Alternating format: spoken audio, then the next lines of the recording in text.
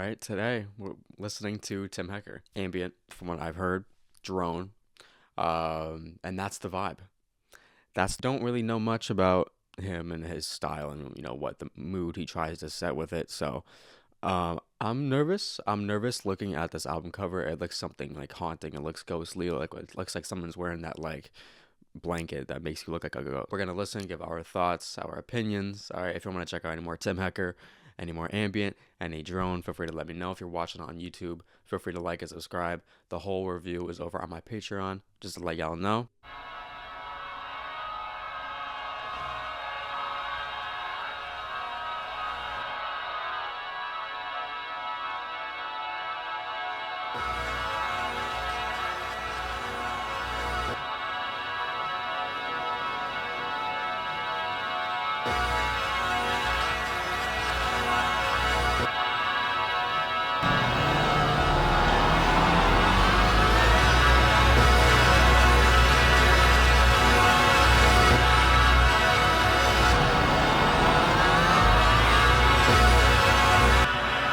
Um,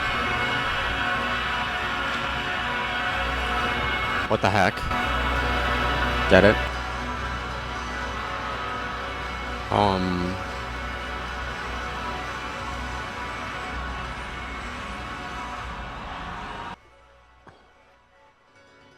I can imagine it transitioning. I don't know why. I feel like it's in transition.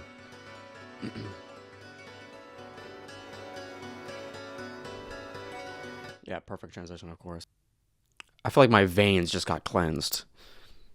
That really kind of violated me. That really kind of violated me, to be honest. I feel like I was inside of a pyramid. I feel like I was just, I don't know. I feel like that one moment in the horror movie where like the mysterious character like reveals like their real form, like their true form. That's kind of what it felt like to me. Like it was just super. It was eerie, but at the same time, it was beautiful just because of how many sounds that he was packing in there. Next one is Virginal One.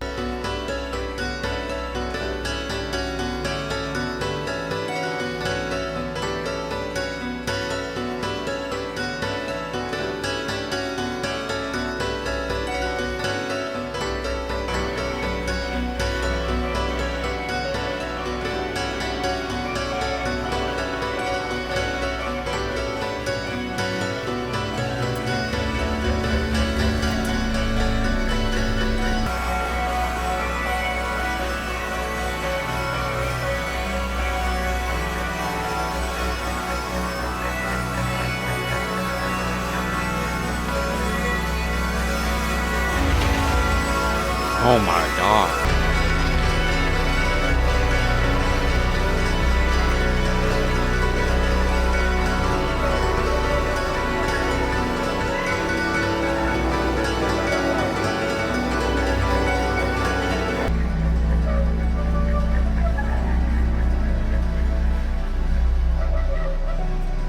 It's like alive. I don't know. It's like alive.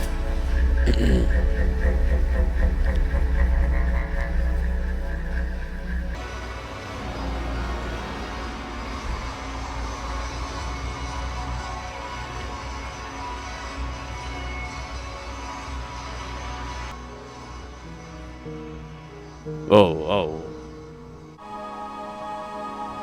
Oh, that didn't really loop. I didn't really transition. Obviously, there's two main types of ambient music. There's very minimal, very simple. Maybe only a few tracks going on within a song. But that one, there's just so much going on here. All right, it's not minimal. He uses woodwinds, pianos, synthesizers, using live ensemble performances to record this album. Thank you, Branson. Of course, the piano on that is like weird. It sounds like we're just sort of like mashing shit, but it works, and it's like hypnotic too. This was Fantano's 2013 album of the year. I can see why. The album cover is a reference to an infamous picture of a prisoner being tortured by American soldiers at the Abu Ghraib prison in Iraq. Okay. Wow, that's crazy. I thought that shit was Casper. Similar towards the first track, but I feel like there was more going on there. I gotta applaud how purposeful like every single sound is like placed in here.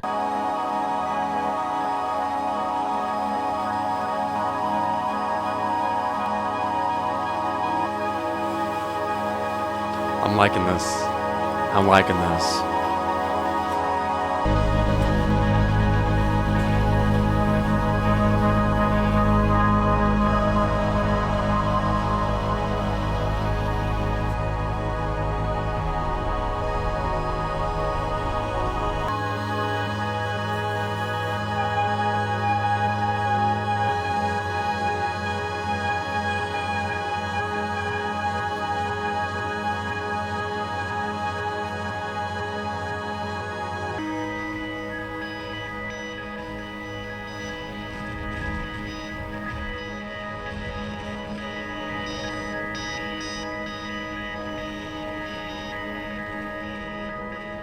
A little bit more minimal. Obviously, we had a lot of synth sounds on that, and I think the little touch that I liked in that song the most was like the little woodwinds part. I can definitely see where potentially Andre 3000 got some of his influence. All right, it sounds maybe a little bit similar towards New Blue Sun a little bit.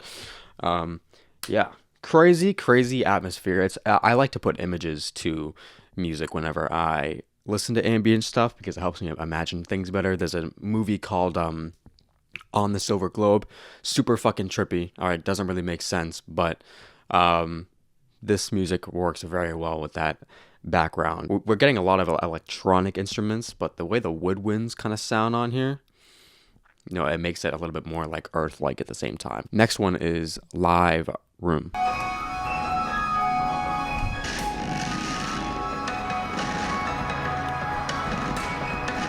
Something is farting, man.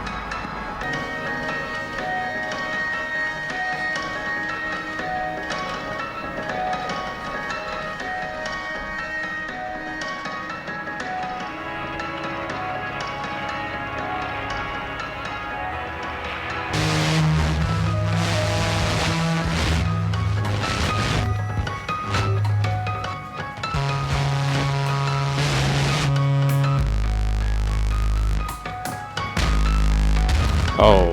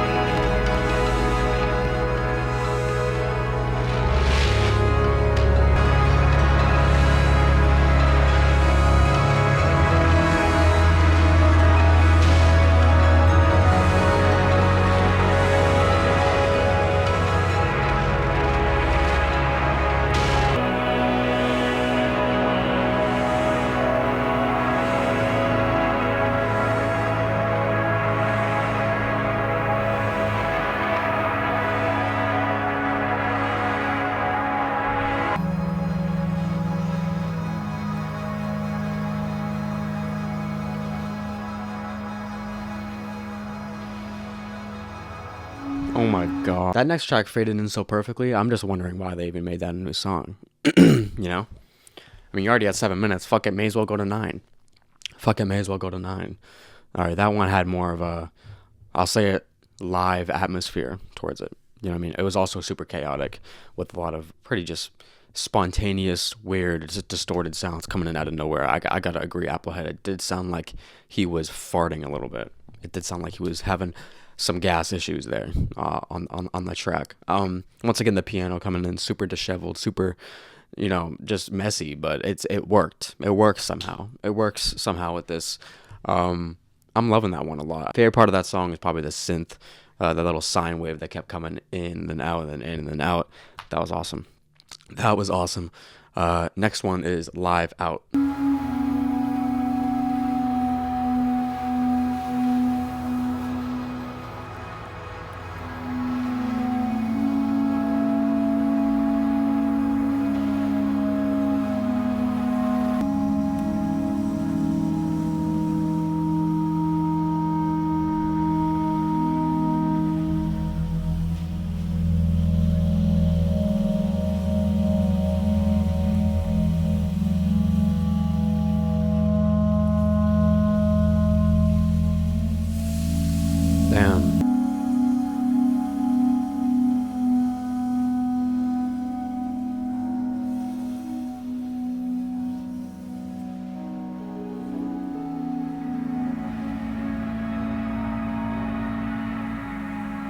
Oh wow. Oh, okay. Um, that one was, I think, just strictly woodwinds. The tone of it was very like dim, very somber to me. That one is music like this sounds like a painting with an underlying journey behind it, heavily relying on textures and the experiences, the start of a live room, and until it's truly incredible. No, that was crazy. That was crazy. I love that second little ending right there, background talking like some people going around there too. It made it feel so alive and just real. I feel like I can walk through a museum to that, trying to build off your painting idea. Um, wow. Maybe this was the one that transitions out of the first virginal smoothly.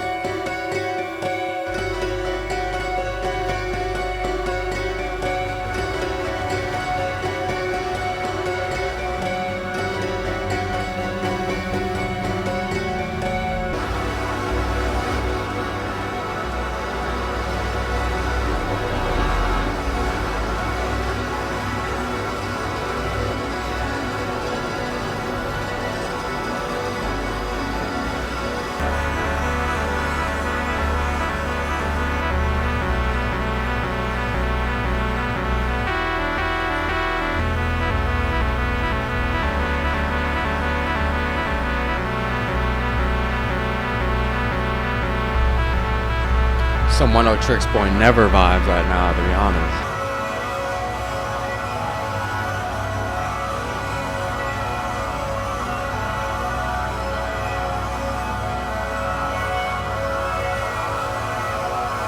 This album has a great layering and build up, feels like a movie. I agree. I agree. If I had to compare this to any other movie, I'd probably maybe do Hereditary as well. If Hereditary wasn't so fucked up and crazy. No, I think some beautiful moments off this record kind of are just slightly similar to the Hereditary soundtrack, just a little bit. Um, yeah, it makes me want to get in the stew. Yeah, ain't nothing like nothing like some drone. When the synth came in, the way he like chopped that up, that kind of reminded me of One of Tricks Point Never a little bit. The way he kind of did it on Replica. That's kind of what it reminded me of.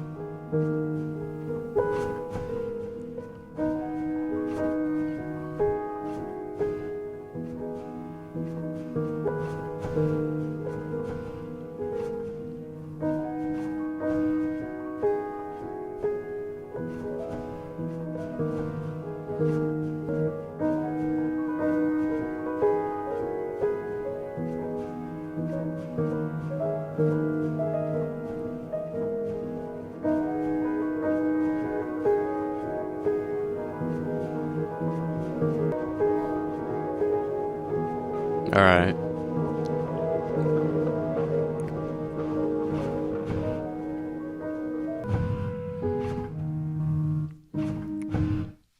Oh, damn. Okay. Oh, damn. Okay. Oh, still going. More of just a piano song. Some over here, some over here, some effects, some delays, some other effects towards the ends there. I don't know what describing.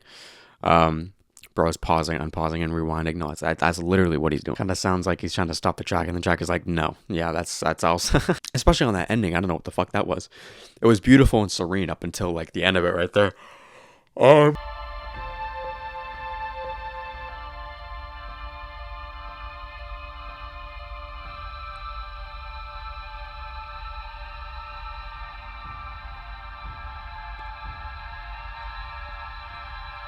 It sounds like there's like an abyss.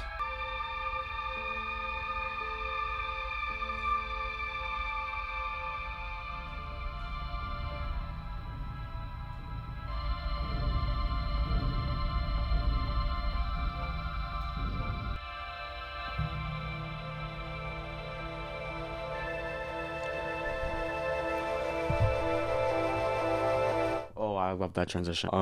Okay. We had like a really high pitched like synth or something going on there, like string. I don't know what the fuck that was, but I think what made that track so good is that we kind of had like that bright moment, and but there was just like an abyss, like an emptiness like in the actual atmosphere of the song. It's really hard to describe. It felt like something is just hanging on the edge of like a cliff, like of like a canyon. That's what it made me feel like. Made me feel very small. I'm eager to hear this next one already, how it's gonna play off it. So.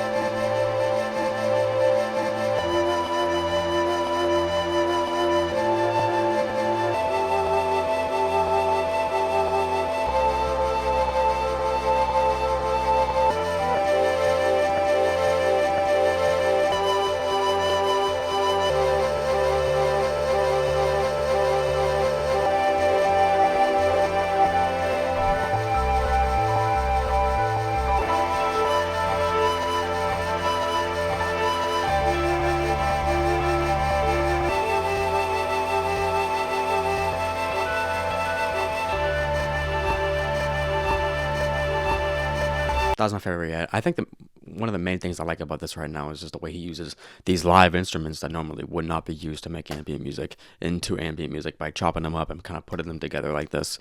That's what I like a lot about that one, and especially just this whole album in general. That's kind of the main appeal that I'm finding towards it right now. That was super peaceful. I felt like I was at peace there.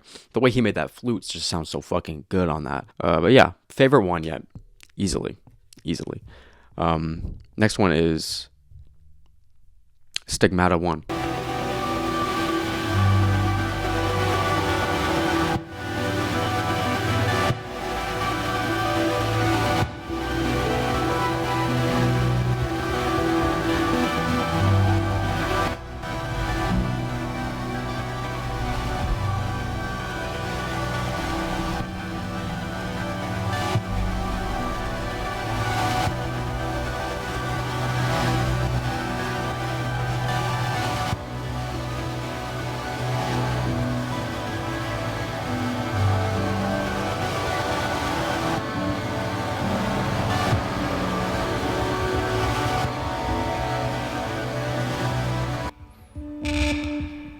Good transition. I love that. I don't got much to say there though. Everything was kind of broken down similarly towards the track that came before it. It's definitely getting more distorted, a little bit more messy in this instrumental. So I do love that one. Let's keep listening.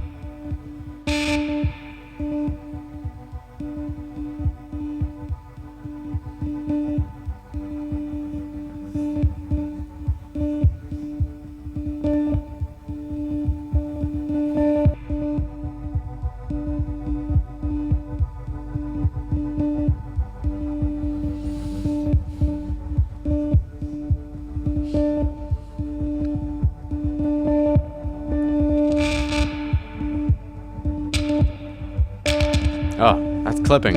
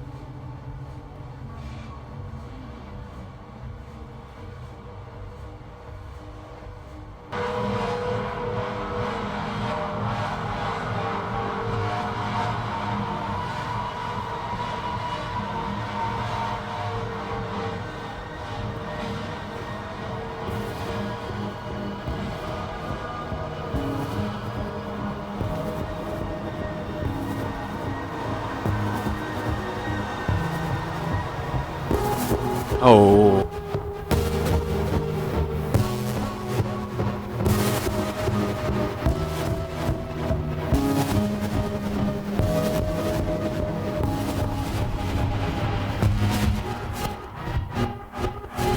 Oh my god.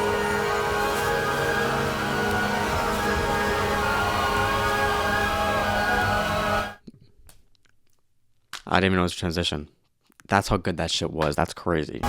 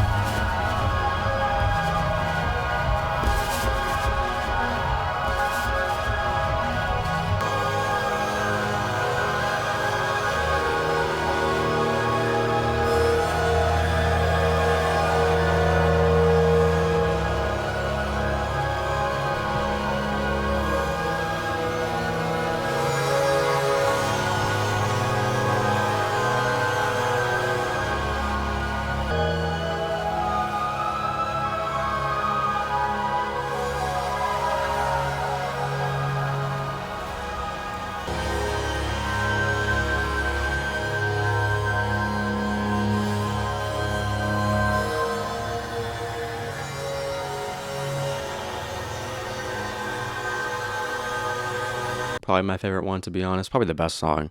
I really felt like I was entering a portal to leave the record, especially in the beginning of the song with the synthesizer. It felt like it felt like the only moment on this record that had like a true rhythm for a second. Like everything was kind of building up into, finally just a peaceful goodbye. That's what this record had for me towards the end of it. I liked it a lot. Crazy that this and Brian Eno are under the same genre umbrella. I completely agree. It's like I finally get to see the complete opposite style of what Brian Eno has. Brian Eno is a much more bare bones, to like stripped to its core ambient music. That's why it's so easy to kind of fall asleep to and just have on in the background, sort of like white noise a little bit. But this is much more like I would never in a million years be able to fall asleep to this because I would just be geeked the whole entire time. I would have to just like listen to this like while I'm doing something, I don't know, something dramatic. One of the best tracks here, if not the best, and the best title for sure. Yeah, I agree. One comment that I want to mention again was, and I think something that I wasn't expecting, is that because when I think of ambient music, man, I think of like maybe just some mellow synthesizers and not really much else. I think I didn't really consider how much live instruments that we could use into the mix. A new step forward from that Andre 3000 record, even though that Andre 3000 one had some more new age aspects to it. This one is more just insane. I do love how disheveled the piano is throughout this whole entire record, kind of leading the way here, I think, in the mix. Favorite songs I think are first track, Prism. Both live rooms were incredible. Black Refraction was great. Amps, Drugs, Harmonics, that one was incredible. I think I might go back to that one the most, but that last song, Stab Variation, that was the best song, I gotta say. Nothing bad I can say about this record at all. If we want to call it an ambient 10 out of 10, we can. If we want, that might be it. That might be all that I have to say tonight. All right, or I guess today still, because we did it earlier. If you're watching on YouTube, feel free to like and subscribe. Appreciate y'all. Have a solid one, y'all.